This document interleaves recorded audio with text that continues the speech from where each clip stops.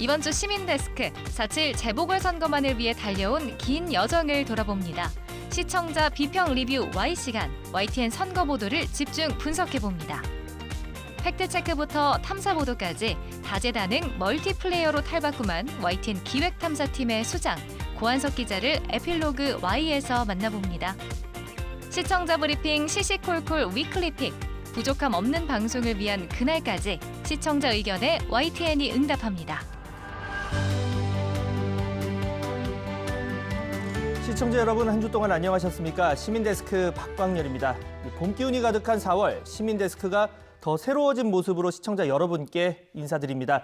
시청자 비평 리뷰 Y에서는 YTN 방송 가운데 시청자의 눈과 귀가 집중된 사안을 더 심도 있게 다뤄봅니다.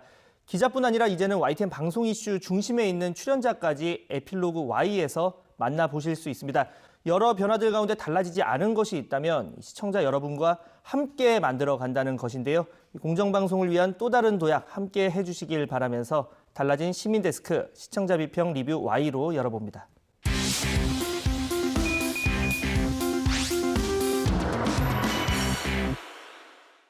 네, 오늘은 뭉클미디어 인권연구소 김원경 소장, 조수진 시청자평가원 그리고 신웅진 시청자센터 에디터와 함께합니다. 세 분 어서 오세요. 안녕하세요. 안녕하세요. 네, 안녕하십니까.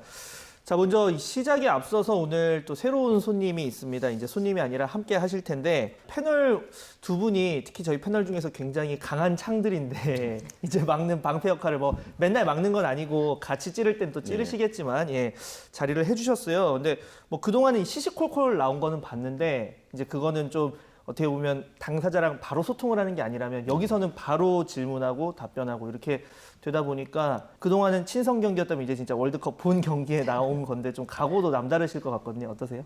예선 경기부터 다시 시작한다고 생각하고요. 네. 뭐 포맷이 다르니까 네. 제가 할 수 있는 데까지 해보겠습니다. 네.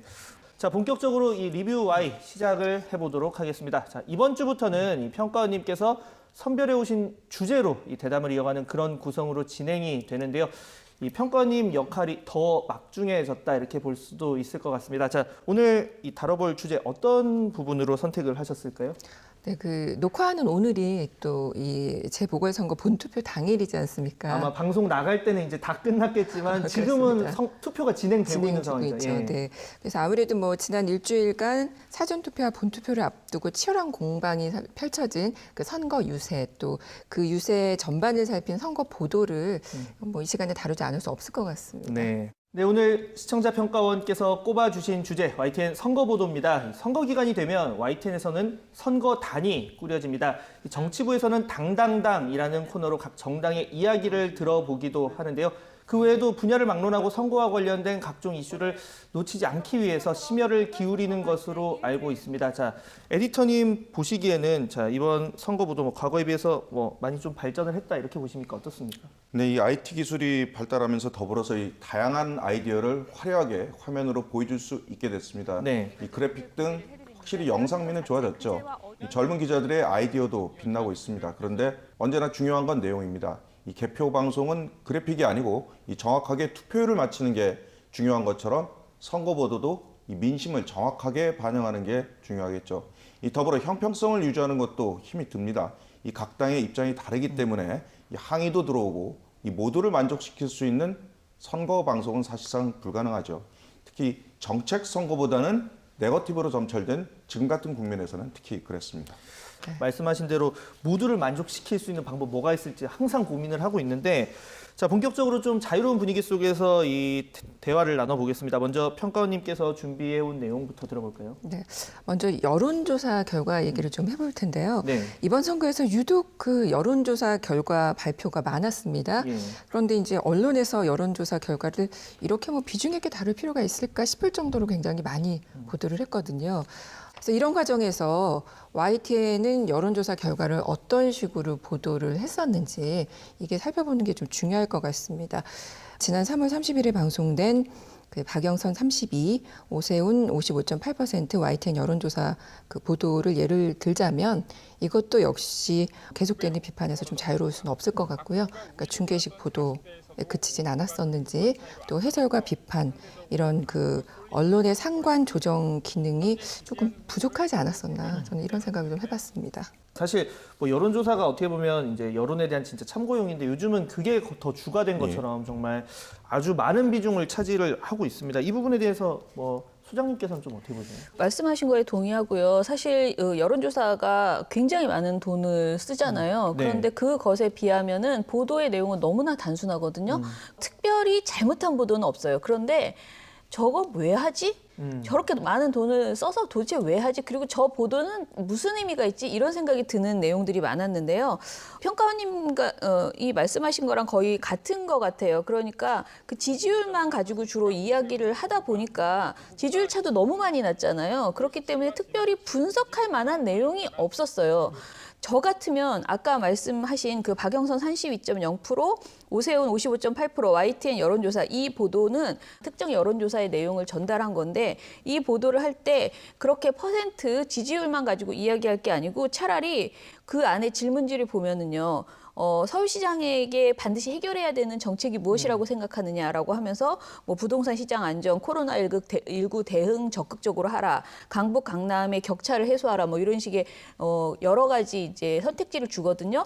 그런 세부적인 내용을 가지고 오히려 정책을 유도하는 그런 보도가 이어졌으면 더 낫지 않았을까. 정말 그 여론조사 이제 위원회 안에 들어가서 보면 정말 많은 질문들이 있고 뭐 세대별, 네. 정치 성향별, 그러니까 지지하는 정당 뭐 이런 것도 물어보고 해서 그래서 전화를 보통 안 받으려고 하는 게 한 번 받으면 시간이 너무 오래 가니까 이제 끊기도 하고 그러는데 그 응답률 문제가 있겠죠. 근데 이런 것들을 또 조금 더 자세하게 좀 심층적으로 이제 분석을 하면 좋지 않을까라는 얘기를 해주신 겁니다. 자, 에디터님, 저희는 잘 하고 있습니까? 어떻습니까? 글쎄 뭐 두 분의 지적에 대해서 공감하고 그 심층적이라는 말이 좀 말을 하기 쉬워도 굉장히 좀 어려운 좀 그런 문제입니다.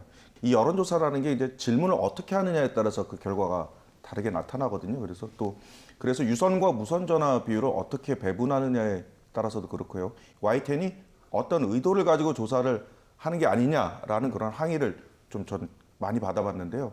절대 그런 의도는 없습니다. 예를 들어서 뭐 여당 편향이다라는 그런 지적들도 하고 계시는데 최근 몇 달간 저희가 리얼미터를 통해서 의뢰한 그 조사 방식에 따르면 대통령 지지도가 저희가 발표하는 게 제일 낮은 편에 속합니다. 물론 민심을 정확하게 반영하기 위해서는 여전히 그 부족한 점이 많으리라고는 이제 생각하고 있습니다만 나름 이 최선을 다하고 있다는 점을 다시 한번 말씀드리겠습니다. 이 최근에는 거의 모든 매체에서 이 YTN이 조사하는 결과에 대해서 다들 인용 보도를 하고 있거든요. 그만큼 공신력도 어느 정도는 생기지 않았을까라고 그렇게 말씀드리고 싶습니다. 네. 사실 뭐 이 방송 보시는 분들 중에서 뭐 지금 예를 들어서 여당 후보에 불리하기 때문에 지금 이런 걸 저희가 이제 그만했으면 좋겠다. 이런 건 전혀 아니고 그렇죠? 그런 건 아니고 그냥 이 여론조사를 이렇게 경마식으로 계속 보도하는 것에 대한 이제 본질적인 문제에 대해서 얘기를 해주시는 걸 텐데 자 이와 이제 연관을 지어서 보면 정책 검증이 그만큼 사라졌다. 뭐 이런 비판도 나오고 있습니다. 이 부분에 대해서 어떻게 보십니까? 네, 이번에는 정책 중심의 보도를 좀 기대를 했었지만 역시나 인물 위주의 그치고만 보도들이 상당히 많아서 조금 아쉬웠다는 생각이 들고요. 그런데 이제 또 그렇다고 정책이 아주 사라졌던 건 아니고요. 일부 이제 부동산 정책이라든가 이런 것들이 좀 집중이 되는 경향이 이번에 조금 특별히 많았습니다. 그런데 이제 그럼에도 좋았던 뉴스는 3월 29일 방송된 뉴이저의 미세먼지 최악인데 그 보궐선거 공약엔 빠진 환경 대책이라는 그 제목의 보도가 있었습니다. 앵커 리포트에 나왔었던 건데요. 미세먼지 환경 정책의 부재 이런 것들을 지적을 했습니다. 이 문제 소장님은 어떻게 생각하십니까? 저도 그 변상욱 앵커 리포트를 잘 봤는데요. 일단은 그 아이디어 자체는 너무나 좋았습니다. 대기오염에 대한 대책이 필요하다라고 보도를 했는데 서울시장 정책에서 이 대기오염 관련된 내용들이 사실 굉장히 부족하고 대부분의 지금 정책이 부동산 정책에 그쳐 있잖아요. 그런데 앵커의 문제의식은 매우 좋지만 앵커가 하는 리포트에 한계가 있는 거예요. 그러니까 기자가 직접 각 정당에 물어봤으면 이제 후보진들에게 그래서 그 캠프에게 대기오염 관련된 여러 가지 것들을 좀 얘기했으면 더 좋지 않았을까라는 생각이 들어서요. 정책 보도에 좀 기자분들을 더 많이 투입해 줬으면 좋겠다라는 생각입니다. 네. 사실 뭐 아까 얘기하신 그 앵커 리포트 포함해서 뭐 보면 뭐 이민자 문제 이런 것도 다루긴 했는데 정책 검증 기사를 안 한 건 아닐 텐데 이게 뭐 상대적으로 좀 묻힌 것 같습니다. 이 주말에는 저 몇 번 본 것 같거든요. 이게 근데 왜 이렇게 부각이 안 됐다고 느껴지는 겁니까? 뭐 부족했다고 한다는 지적에 대해서 뭐 겸허히 받을 수밖에 이제 없는 건데요. 이 뉴스라는 게 일단 당장 발생한 현상을 먼저 보도하게 되는데 이 토론회를 보셔도 아시겠지만 이 네거티브가 우선적이었습니다. 물론 언론이 이런 부분을 덜어내고 공약 부분을 부각해서 기사를 쓰면 좋은데 그렇지는 않았습니다. YTN은 그래도 말씀하신 것처럼 공약 관련 기사를 쓰긴 했습니다만 아무래도 서로 이제 헐뜯고 싸우는 내용을 이제 더 어필했던 것 같고 그런 쪽이 또 시청자들도 쉽게 받아들였던 것 같거든요. 이 원래 정책만 가지고 다투는 그런 선거는 없다고 봐야 되겠죠.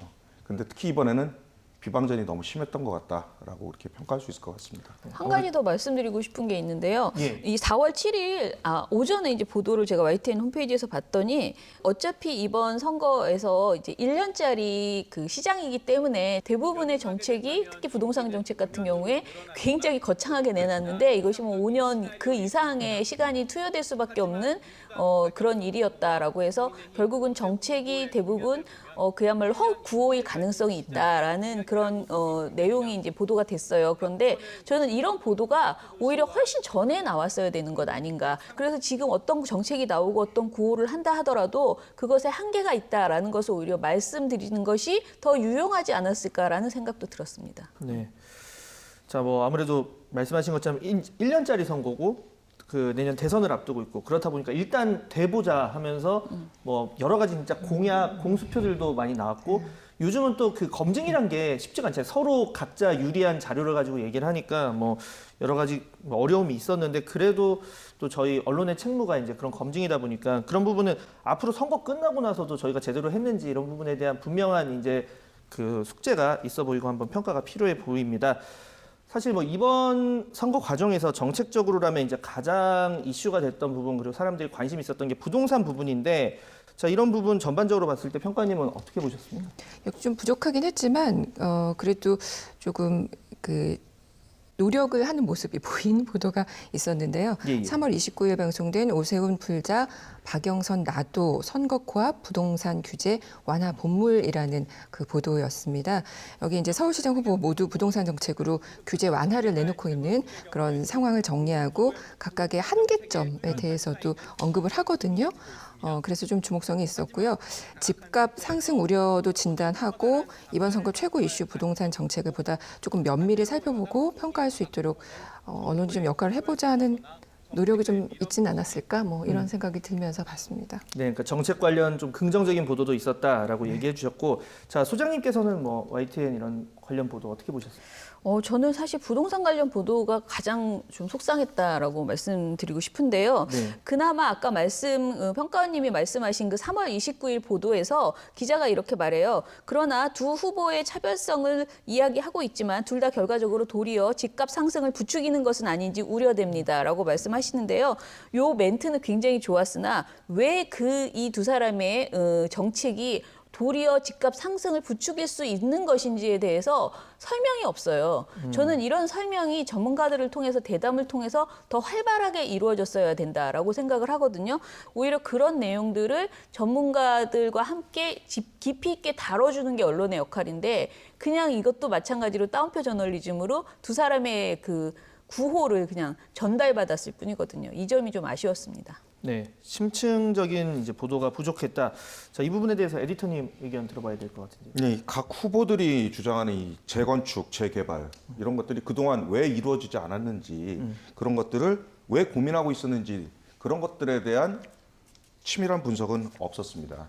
이 재건축, 재개발에서 집값이 떨어지나요, 이게? 거꾸로죠, 보통. 네. 이렇게 되면 다 같이 올라버리기 때문인데 이번 선거의 가장 중요한 쟁점이 다 부동산과 관련이 있었습니다. 그 난개발 그리고 교통 영향 등에 대한 그런 고민보다는 이 당장 표를 얻기 위해서 후보들이 이 재개발이 우선이다라는 쪽으로 공약을 앞세운 셈인데요.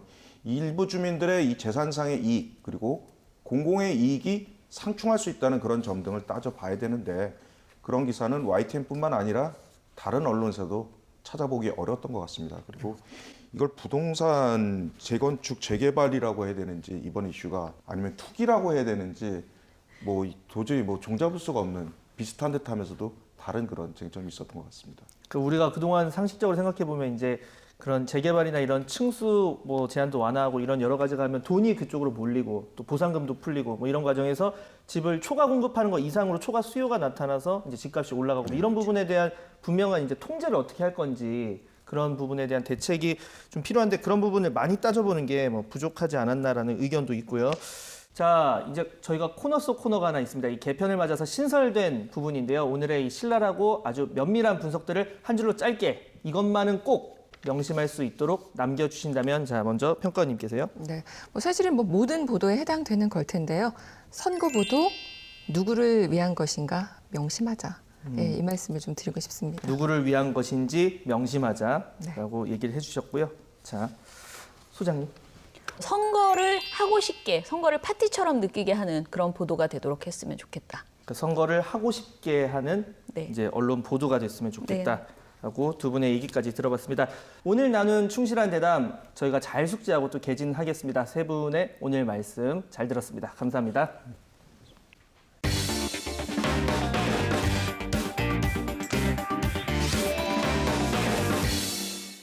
YTN 방송에선 들을 수도 볼 수도 없었던 이야기를 에필로그 Y에서 들려드립니다. 오늘 그 흥미로운 후일담의 주인공 YTN 기획탐사팀 고한석 기자의 목소리로 야심차게 출발해봅니다. 지금 바로 만나보시죠. 안녕하세요. 오늘 새롭게 선보이는 에필로그 Y 진행을 맡은 유다원입니다. 자, YTN 보도와 또 방송으로는 절대 볼 수 없습니다. 이 화면 뒤에 가려진 달콤살벌한 제작 뒷이야기들 오늘부터 저와 함께 하나씩 살펴볼 텐데요. 먼저 에필로그 Y 오늘 포문을 열어주실 첫 손님 모셔보도록 하겠습니다. 지난 1년 동안 가짜뉴스 검열은 물론이고요. 얼마 전엔 한국 팩트체크 대상의 영예를 안았습니다. YTN 기획탐사팀의 수장 고한석 기자와 함께하겠습니다.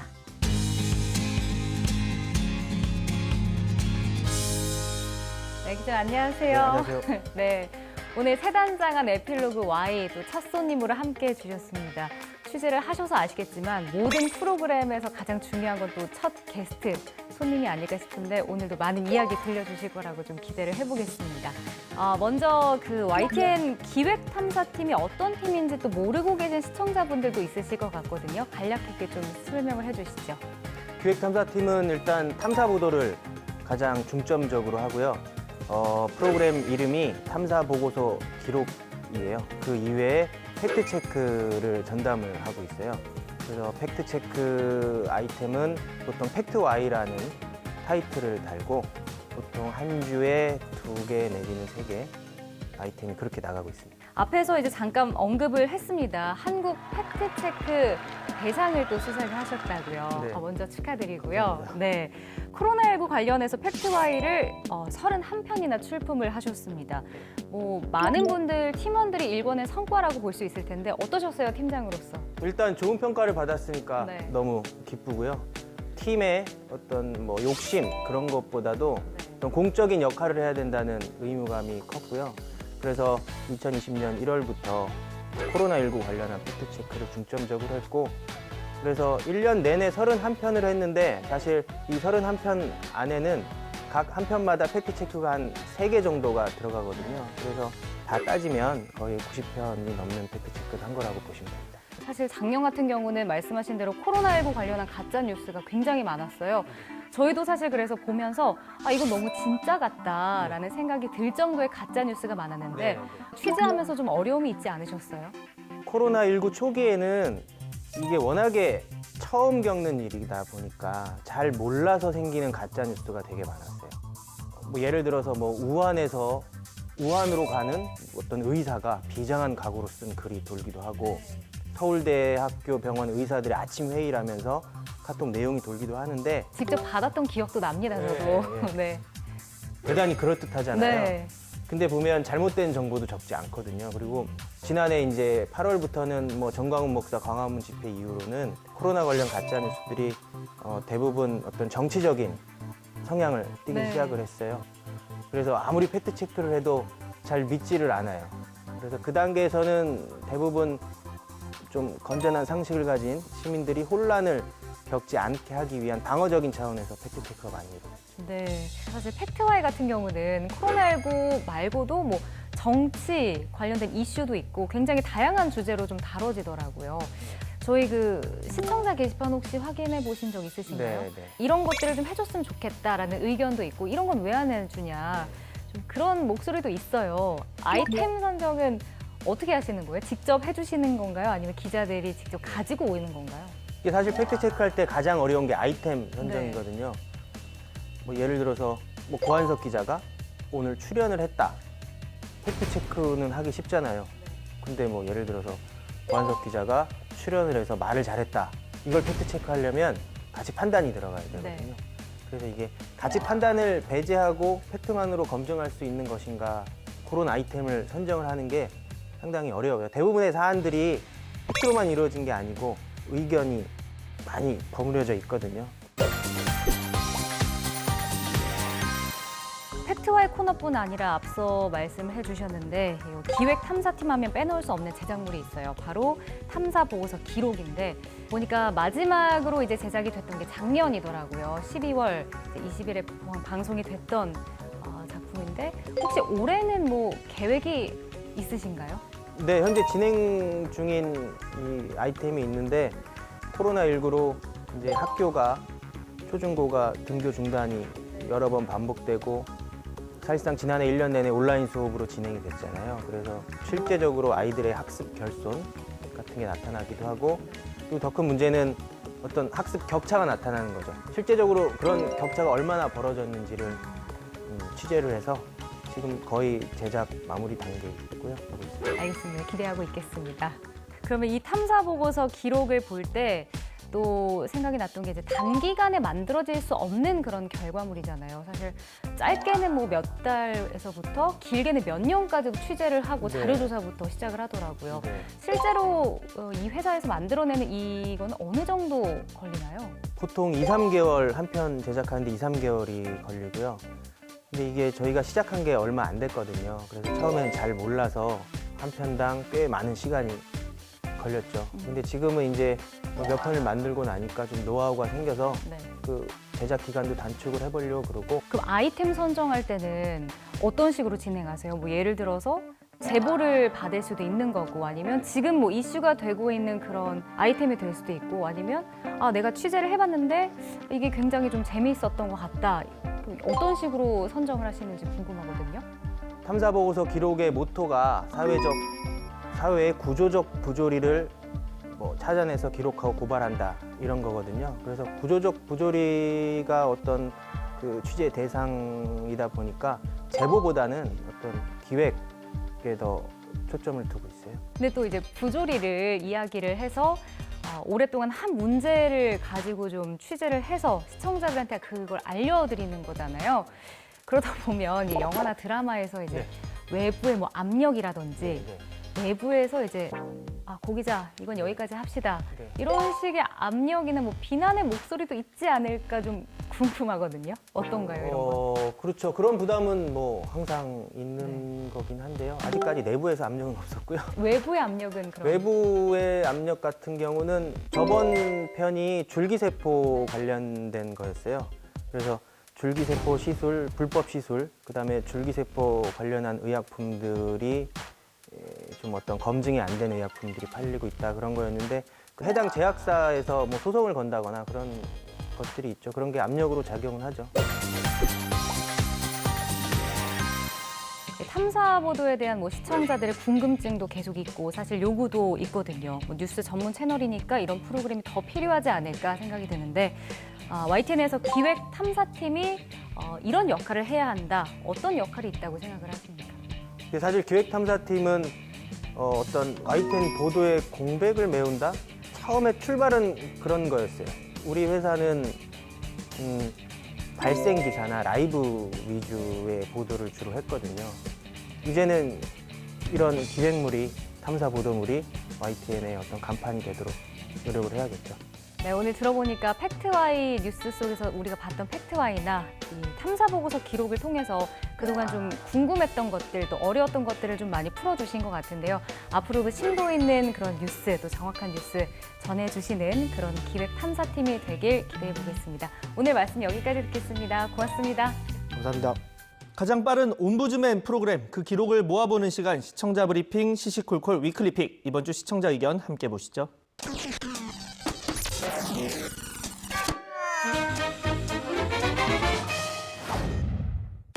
재보궐 선거가 코앞으로 다가오면서 시청자들의 관심이 뜨거워지고 있습니다. YTN으로 직접 전화를 걸어 적극적으로 의견을 주시는 분들도 많습니다. 직접 들어보겠습니다. 오세훈 씨 그렇게 거짓말하고 생태탕 주인하고 아들이 나와서 정확하게 했는데 그 왜 메인 뉴스에 안 올리세요? 너무 민주당이 유리하도록 하시는지 무조건 박영선이 잘했고 오세훈은 거짓말쟁이고 그건 아니지 않습니까? 또 군소 후보들을 배제하고 있다는 비판도 있습니다. 서울시장 두 명밖에 없는 거예요. 서울시장 후보 전 후보 다 내보내면 옹탕 아닙니까? 선거에 영향을 미치는 기사가 공정하지 않다는 항의도 있었습니다. 부동산 문제도 야당 대표도 같이 포함이 돼 있는 걸로 집세에 올려서 받은 문제 중 뉴스에 나오잖아요. 여당만 나오고 야당은 안 나오네요. 다른 방송들은 제대로 나오는데 YTN을 제대로 보는 입장에서 지금 놀랐어요. 왜 편파를 하시는지. YTN은 지난달 29일 민주당의 송기현, 조응천 두 의원이 전셋값을 크게 올렸다는 기사를 방송했습니다.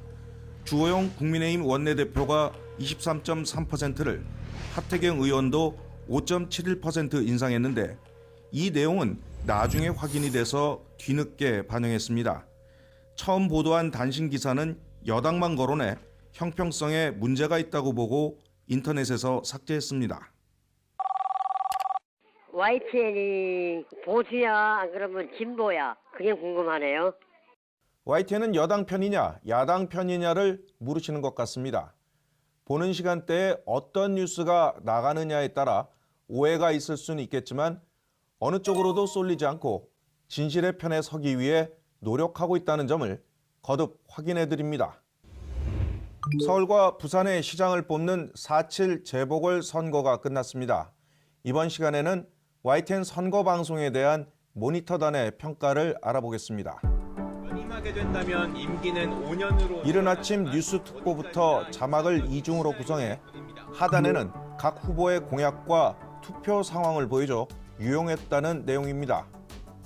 자막이 많아서 읽기에 좀 불편하긴 했지만 각 후보의 공약을 전달해 시청자들의 선택을 배려한 부분이 인상적이었고 투표를 독려하는 좋은 방법이었다고 평했습니다. 네, 이번 선거 승자가 입성하게 될 시청역입니다. 중구 투표율은 3.9%입니다. 먼저 동백섬에 있는 해운대 3.1%가 투표했습니다. 노랫말로 보는 투표율이라는 코너입니다. 서울과 부산의 투표율을 해당 지역을 나타내는 노래와 영상으로 소개해 재밌었다. 투표 상황과 함께 노래를 감상할 수 있는 시간이 되었다며 칭찬했습니다. 더 많은 사람들이 방문할 수 있는 부산을 만들어 주셨으면 좋겠습니다. 다음 시장님은 영도 발전을 위해서 노력해 주시면 고맙겠습니다. 개표 방송에서는 지역 주민이 시장에게 바라는 바를 전한 인터뷰, 대표 명소를 조합한 영상은 타 방송사와 차별화된 부분이었다. 선거의 주인공인 시민이 요구하는 공약을 중요하게 다룬 것은 선거의 취지를 효과적으로 보여줬다고 분석했습니다. 군소 후보들의 공약을 계속 방송으로 내보냈지만 전체적으로 양당 대결 구도에 치중했다는 시청자 항의도 있었습니다. 방송 똑바로 내보내세요. 국가혁명대단문당 허경영 총재님 방송을 왜 안 내보내주는데요? 민주당, 한국당만 홍보해주고. 후보들의 말을 그대로 인용하며 정치 혐오를 붙이기는 이른바 따옴표 저널리즘이 한국 언론의 문제라는 지적에서 YTN도 자유롭지 않다는 것을 잘 알고 있습니다. 네거티브가 난무하고 정책이 실종된 이번 선거에는 언론의 책임도 분명히 있습니다. YTN은 공정하면서도 민심을 정확히 헤아리는 선거 방송을 위해 더욱 고민하고 노력하겠습니다.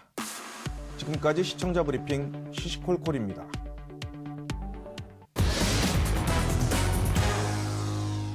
질문을 멈추지 않는 것, 이게 바로 바른 성장의 지름길이라고 하는데요. 시청자 여러분의 물음과 참여가 공정방송이라는 결실로 이어질 겁니다. 시청자와 함께 만들어가는 시민데스크, 다음 주 더 유익한 내용으로 돌아오겠습니다.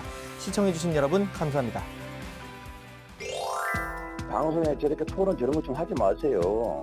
전부 다 자기 편만 칭찬하고 있는데 좀 하지 마세요. 그런 거 좀. 좋은 뉴스들 많은데 그런 뉴스 한 장 보내주세요. 백신 들어오는 날짜를 2분기, 3분기, 4분기 하지 마시고 3월달, 4월달, 5월달, 6월달 이제 월로 말씀해 주시길 당부드립니다. YTN 가끔 보면 외래어를 쓰고 또 우리나라 말로 이렇게 설명을 해주셔서 너무너무 좋은데 아예 뉴스 할 때 우리나라 말로 좀 해주셨으면 보통 사람들이 잘 알아볼 수 있지 않나 해서 전화했습니다. 민원 대상이 되는 내용을 듣는 것은 그 다음 문제고 우선 들어줄 수 있는 상담원이라도 좀 늘려서 시청자들이 의견을 제시할 수 있는 그런 시스템을 구축을 하는 것이 급선무인 것 같습니다.